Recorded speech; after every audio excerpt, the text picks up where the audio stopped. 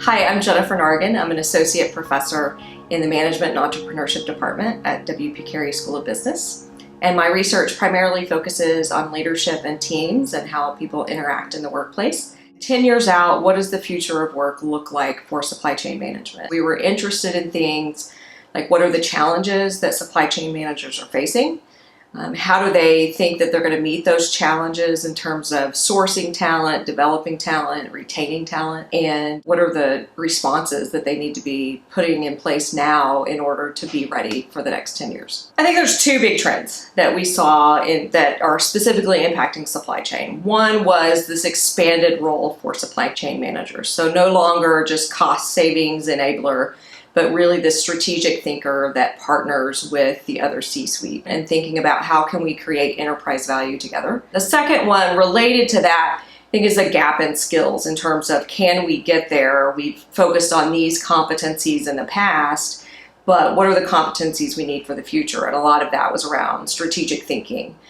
Or leadership skills, a lot of it also around data analytics. In terms of skill gaps, one of the clear ones that's out there is data analytics. What do we do with it? How do we analyze it? And trying to move up the curve from just reporting data to being predictive about it and even prescriptive. And then leadership skills. How do we embrace innovation? Maybe with design thinking skills. How do we embrace change? And then interpersonal skills in terms of working with suppliers, negotiations.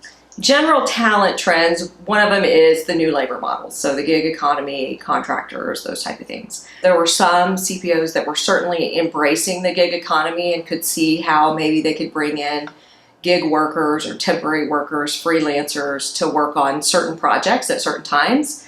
And there were other CPOs that were a little bit risk averse as to not sure that that's really where they wanted to go. And so thinking about how that's going to impact their business, I think was a surprise for me. The other one would be everyone's facing generational shifts in the workplace. The retirement of the baby boomers and the entrance of these new generations and how that's going to impact their business. One of the comments that we make in the report is to think about reverse mentoring.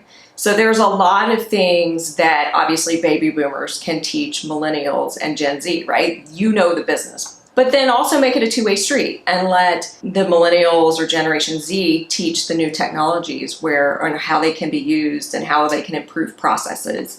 We talk about the talent management lifecycle, thinking about the process of talent management from the very beginning, from the planning stages. How do we source it? Do we make or buy decisions in terms of the talent that we source? How do we develop employees? How do we retain them? And then finally, how do we transition those employees between generations? That's all a process, and I think supply chain managers are very well equipped to think about those processes. And I think that's hopefully what this report gets across.